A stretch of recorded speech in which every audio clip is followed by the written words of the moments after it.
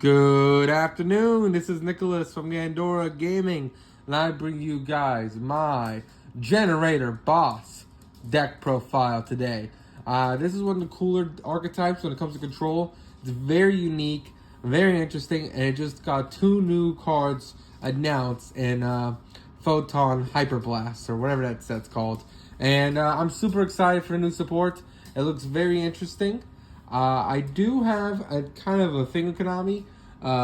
They just released the Evil Eye support, and it's in 2s too. So I'm wondering if they're just going to give a whole bunch of archetypes that are control based 2 waves of support and be like, you got 2 cards, that's enough for you. I hope that's not the case. I hope Evil Eye and Generator get more cards. Both really retrospectively help the archetype. We'll go over them right now before we go into the deck profile. But basically, Generators are a level 9 toolbox deck. I like to call them a toolbox deck because all their monsters handle your opponent's situation differently. So they're the boss monsters of the entire archetype. And as you can see here, we have Hara, Generator, the boss of storms, who is my favorite out of all the Generators because he's the best one. Very powerful monster. But before we go into the deck profile itself, let me explain how Generators work. All our monsters besides Loki or Locust, I forgot his exact name, Loki. I gotta read this card again. No, it's Lopter. My apologies. Besides Lopter are level 9 monsters, which makes them a little bit bricky in hand. And when I say a little bit bricky, very bricky. This deck is really, really cool. Basically, what this deck revolves around a field spell, just like pacifism. But instead of waiting for your opponent to do something, this deck basically says, hey, they drew a card for their turn, that's them doing something. Thus, you pop off from there, which is really, really cool. You can only control one of each of all the level 9s once per turn. They all do effects, either tribute themselves or other generator tokens, because the field spell generates tokens. That's a very, really cool archetype. I like to look at it as Pacifist 2.0, basically a retrain of that whole archetype if it was made in 2019, 2018 when this deck came out. And the whole gimmick of this archetype is basically it's the villains versus the Nordic deck. So if you all know the Aesir deck, that's for Odin, all the Aesir gods. Well, this is their enemies. Jormungandr, Evil, Odin, a whole bunch of basically boss monsters. They're like, hey, we are your enemies. We are the villains for Ragnarok that will shape the world. And since this deck got new support and they released a new God of War game trailer, which looked hype as hell, I figured why not do a deck profile, talk about their weaknesses, talk about their strengths, and talk about what I hope the new support accomplishes and what I hope to get in the future. First things first, let's just talk about it. We played 2 Hardor, Generator, a boss of storms. This guy's a house. He's a 3,000. You can only control one of him. Like I said, all the Generator big boss monsters say that. And basically, he has 2 effects. First effect is, when your opponent adds a card from their deck to hand, you basically rip a card out of their hand randomly. It's a very, very good effect. It's kind of like Dark Claw in a way. That's exactly like Dark Claw. It's not a macro, but the whole hand ripping effect is completely Dark Claw. He also has the effect where basically he has the effect where you tribute 2 Generator monsters or a spellcaster, which in this case would be himself, and you basically omni-negate a monster, which is really, really strong. Card effect in general. It's not just monsters, spell, trap, whatever. He's an omni-negate. Really powerful card. I wish he was not once per turn, but that'd be a little too broken, so that's why it's a once per turn. And this is a very trap-heavy deck. This whole deck gimmick is a control-based board. You want to get him on the field as soon as possible with the field spell in order to summon out some tokens, in order for him to be an Omni-Gate, like Mechaba, and then have some back row to back him up. Very powerful card. Next, for our 2-0s, we play 2 Hera, Generator, a boss Doom. She is really, really good. Basically, she is our comeback mechanic. She's how we set up boards. So, she doesn't do anything to our opponent. She's probably one of the only Generator monsters, besides the new one that we got, that doesn't actually interact with our opponent at all. Her whole gimmick is that basically you tribute either a zombie or a generator, or 2 Generator tokens, and you spell summon a Generator monster from your graveyard in defense position, which is important. She's basically our back to the front every turn, which is really important in this deck, because if they have a way to out at Hara, then Hera is our way to get him out, and it's very important for this deck. I think in Norse mythology, Hera ain't she like the goddess of death, and she's like Loki's kid. Have you ever seen Thor Ragnarok? She's the villain in that. I don't think this is Odin. I think it's like maybe a corrupted Odin, but not too sure what Har is based off of. We got a whole bunch of more. They're all based on like the Frost Giants and things like that. Nidhogg, the Generator boss of Ice, is our next one. He's a 2-of. Really powerful card. Basically what he says is that, hey, when your opponent would spell summon a monster, quick effect, tribute 1 Generator monster that's a worm, which he is, or tribute 2 tokens, and you destroy that card. That's a very great effect. The fact he just negates summons is really, really powerful. And honestly, that's why he's the only other 2-of in his deck. These are our 3 2-ofs, because these are the 2 the best when it comes to interrupting your opponent, and she's the best at recurring resources. And that is it for our 2-ofs. Now we go on to our 1-ofs. We have Udhara, Generator boss of Delusion. Very interesting card. It's very decent. It's kind of a weaker version of Nidhogg. Or basically, if you control it, Ughara, Generator boss of Delusion. You tribute 2 tokens, whatever. Target 1 card on the field, banish it. So he negates summons. Well, he doesn't really negate summons. The summon still continues, but he blows it up immediately. Udhara basically says, hey, I'm a quick effect banish, which is really, really strong. A very powerful card. We also play Frodir, Generator boss of Swords. This is our last interruption one. And basically what Frodir, Generator boss of Swords does is that you don't control, but you target as many monsters on your field, destroy them, then the opponent draws cards equal to the number. It's kind of a board wipe. I wish your opponent did not draw cards, but I think the whole gimmick behind that is that if you pop more cards, your opponent draws, thus you trigger your field spell in order to summon out another boss monster, which is really, really good. Like I said, he's a 1-of. He's our least good interruption. And I would say that's it for our Generator monsters, but we do have one more. And I was actually mistaken saying Hera was our only non-combatant Generator boss monster. We also have Mardell. And Mardell is the only Generator monster that actually sees play outside of Generator. If you would say what card is the best Generator card, Mardell is that card. Because as you can see, each one of these monsters are a different type. Spellcaster, Zombie, Worm, Rock, Warrior, Plant. And the reason why they're all different types is because, for one, there can only be one, duh.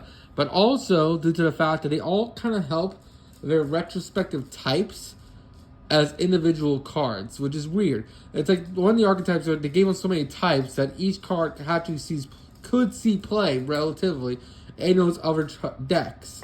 Now, to be honest, the only one that's ever seen play in other decks will be Nidhogg and Mardell. Mardell is definitely the best one. She used to be a $30 card for the longest time.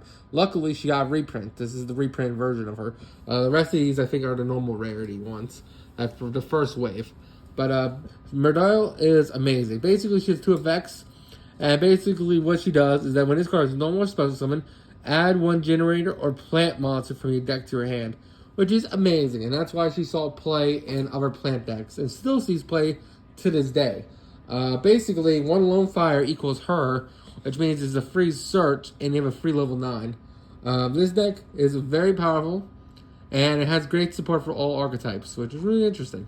Now, I don't think any Warrior deck, Rock deck, Zombie deck, or Spellcaster deck are playing the other ones. But I have seen some people play Nidhogg. For example, I know a couple Metaphys decks that tried it out, and I've seen a couple other decks just play a Boss Engine, and he just played Nidhogg, which is just a really strong card. That is it for our main bosses. As you can see, these are all terrifying monsters that would stop any Nordic in their track, or at least make them have a good fight. Now let's talk about the mastermind and the father of all of them, Loki, or Lochter.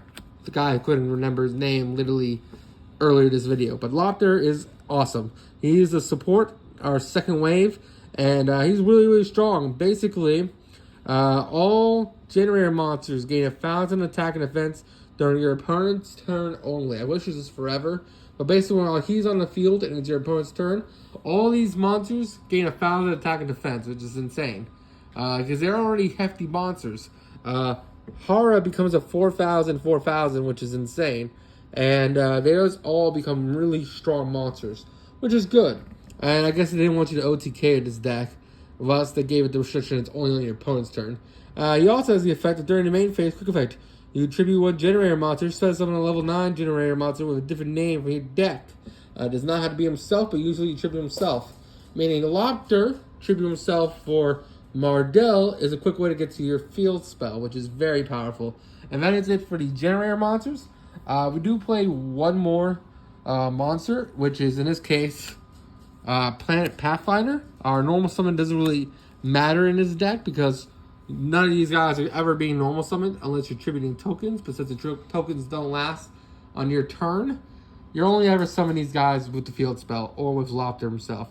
And because of that, you need a way to get to that field spell. The whole deck centers around it, which is one of the reasons why this deck never really took off. A deck that relies too heavily on its field spell, like a Pacifist, it just loses if it has any interruptions to it. And that is why this deck never really made it into the meta game. But it was definitely a very cool, interesting rogue deck. And maybe it's fallen off a little bit, but none of the cards are bad. That is it for the monsters.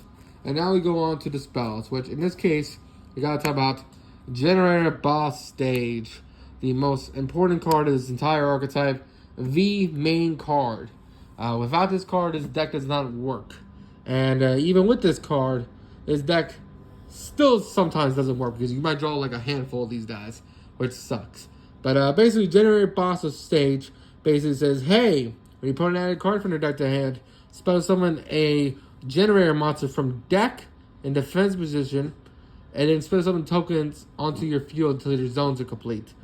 And all those tokens are 1,500, and yeah, destroy them during the end phase.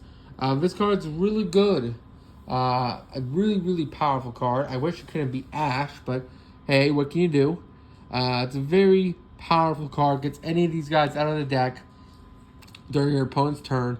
Very good. The only issue I have with Boss Stage is that, again, it's not great going into the board, and it's definitely the Achilles heel of the deck.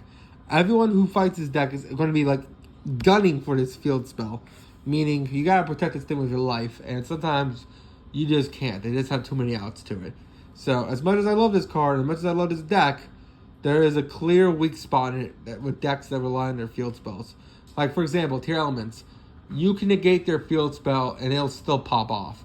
You negate Generaider's field spell and they pass turn. That's the difference between a meta deck and a rogue deck. Next we play is Terraforming. Really powerful card. Really strong card. Again, we just need more ways to get to him. I almost consider playing Metaverse, but I think there's enough. I think there's 10 ways to get to this card. So you just don't want a hand full of these. But you also don't want a whole hand of this. So it's a little mix of balance. Next we play 3 Generaider Boss Quest. This card is really great for the archetype. Basically it says, hey, you have one of those big clunky dudes in your hand that doesn't work because the field spell only spells summons from deck, which was another way to fix his deck, by the way. If this thing said spell summon from the deck or hand or grave, would be all set. But the fact it doesn't say that, it's only from deck, makes this card iffy. But Generaider Boss Quest says, hey, don't worry. Put that revealed Generator card back into the deck and then add up to 2 spells and traps with different names, which is really great because it basically says, hey, put one of these big guys back into the deck in order for you to summon them on your opponent's turn, and then just add 2, baby. Plus, well, it's not really, it's kind of like an equal card advantage, but in the end of the day, you're unclogging your hand, thus it's a plus. I do wish there was better Generator cards besides Generaider Boss Stage and Final Battle. Well, I'm thinking of Subterror. It's not Final Battle. Boss, what is that? Boss Fight. My apologies. I do wish there was better targets, but hey, for now, this card's still amazing. It's still a rodent for the archetype. even though it requires you to have a big level 9 in hand. Next, we play 3 Kanji Curry's Curse. This card's really good. Basically says, hey, you want those clunky level 9s in hand? Send the grave, draw 2, which is fine in this deck because we have Hera that can spell something from grave, which is really good. So basically says, hey, get that clunky guy out of there. Let's draw 2. Let's fix our hands. Next, we play 3 World Legacy Monstrosity. Now, this card's amazing. This deck used to be really good because it could be one of the best decks to summon out True King of all Calamities. But nowadays, that card's banned. Thus, we have other options. And basically, Monstrosity says, hey, spell summon a level 9 from your hand. Or, if you already control a level 9, spell 2 with different names from deck. Which basically says, hey, I'm a rank 9 fodder. Really, really powerful card. Helps unclog your hands. It's just a really, really strong card on Endeavor. Now, that is it for these spells. If you want, you could take out these Kuja Curse and put in Extravagance. But personally, I'm okay with this card. I feel like it's a cheaper... Extravagance isn't that expensive, but sometimes you do want your extra deck. And Curse of Curse is just easy enough. It's fine as a draw card. If you want to put Prosperity, you can definitely put Prosperity or Extravagance. But to be honest, we're only digging for our field spell, and we have plenty of ways to get to that. Speaking of ways to get to it, Boss Fight. The only good trap the whole archetype has. This card's awesome. And all it is basically Metaverse for this archetype. Basically says activate 1 field spell directly from the deck or grave, and then your opponent draws 1 card. And which is good because, yes, your opponent draws 1 card, but you're triggering your field spell. Thus, your field spell is going to activate summoning out your boss monsters, which is really good. I hate that their whole mechanic is that you have to draw 1, thus this card gives your opponent a card. But what can you do? I wish it's good. You needed it. It's a really powerful card. The whole deck revolves around your opponent drawing cards. Thus, you have to play it. And it's the definite 3 of. Really, really great card. Fantastic. We also play 3 Torrential Tribute because, hey, we really don't care about our monster zone because if our big monsters get blown up, that's fine. Because, hey, Torrential Tribute says, be gone, your board's clear, and I'm just going to reborn all my cards of Hera.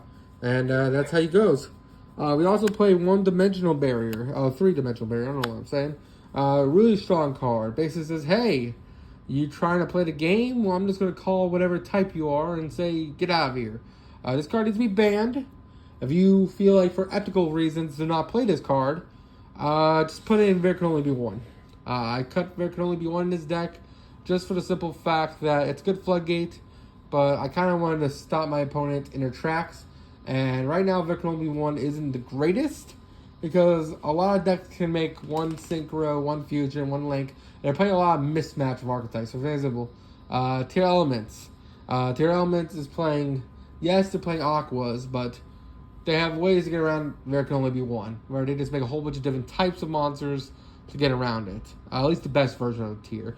Normal tier and branded tier kind of lose the There Can Only Be One, but what can you do? Again, I guess it beats Splight because they need 2 Splites and they're all funders, so that could be a possibility. You could switch these out for There Can Only Be One, but again, testing things out. 3 Solemn Strike because Solemn Strike's amazing, and that is it for our main deck. It's time to go over the extra deck, which, to be honest, isn't that important, but hey, let's see what we got. Alright, so this is our Generaider extra deck. I thought about going 1 card at a time, but I felt like the Generaider extra deck doesn't really matter. This is really a main deck focused archetype, but I felt like I might as well mention some really good cards you can play. The reason why my extra deck doesn't look the greatest and when it comes to ratios was because I did have Extravagance deck, but I kind of took them out for another card. And because of that, I was playing a lot of 3-Os. Because if I want to hit a card, these are just utility. Now, Jormungandr is the only in-archetype extra deck monster. And this guy is honestly not that great. That comes with all your Generaider monsters. He's probably the weakest of the bunch. But basically, 2 level 9s plus. Gains attack plus 1,000 for every material. And quick effect, detach material. Each player draws 1. Then each player drew attach a material to this card. Basically saying, hey, he's getting materials. Your opponent technically drew a card, thus you trigger the field spell, thus you pop off from there. A very cool card, but you wasted 2 level 9s to make this guy. And when this deck was out, True King of all Calamities was a level 9. Thus, he never really saw play. He still doesn't really see play. The new XYZ kind of makes him a lot better because he equips monsters to him, which is really, really good from the grave. But again and then, it's average. So, what can you do? Next, some other really interesting cards. This guy, another plant staple, Sacred Tree of Hyperton, or Hyperon? I'm not actually sure how to pronounce this one. But basically, he's a really good negate. When a monster spell or trap is activated, detach material, and basically negate it, which is really, really cool. And it also destroys, of course. Very good card. You do have to waste 2 level 9s on it, but it's fine, because most likely you're going to have Harrow backing him up. So whenever you detach, you just reborn it, thus you don't lose your advantage. And it's just another good body negate on field, which is really, really good. We're also playing an Infinitrack Earth Slicer. Not a bad card. When this card destroys a monster by battle, it attaches it as material, which all Infinitrack XYZ say, by the way. And then it has the effect where you detach material from this card and destroy cards up to the number you detach, which is really good. And basically it has the effect where if you contribute a Machine Link, spell summon it from the graveyard, but that's never coming up because we're not playing Machine Links. 9 lives of cat. I don't know why I said it like that, 9 lives cat. But basically he says, your opponent can't target other monster you control that were spell summoned from the graveyard with this card effect. Basically saying, hey, it works on both of your opponents. So your opponent can't target other monsters you control that were spell summoned from the graveyard, which Hera is fantastic at. And it also has the effect where you can detach material from this card, target a level 9 in your graveyard, and reborn it. And also one part monster in your opponent's graveyard too.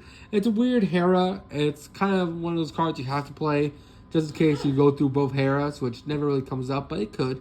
But it's an interesting card. Doesn't have bad stats for a 33 ass. And it's an interesting card. And finally, Phantom Fortress.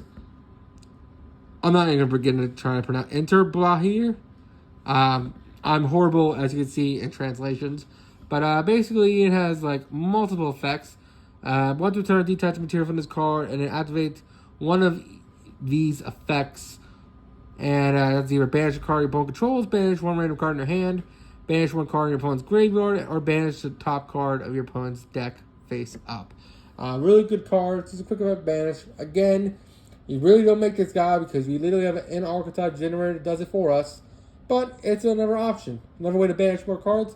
Doesn't hurt. And that's it for the main deck. If you want, you can put Zeus in here too for the extra. And yeah, let's talk about the new cards. Alright, so now it's time to talk about the new support cards, which I think helped the deck tremendously. First, we have Vara, the Generator bosses. That's the best pronunciation you're getting from me.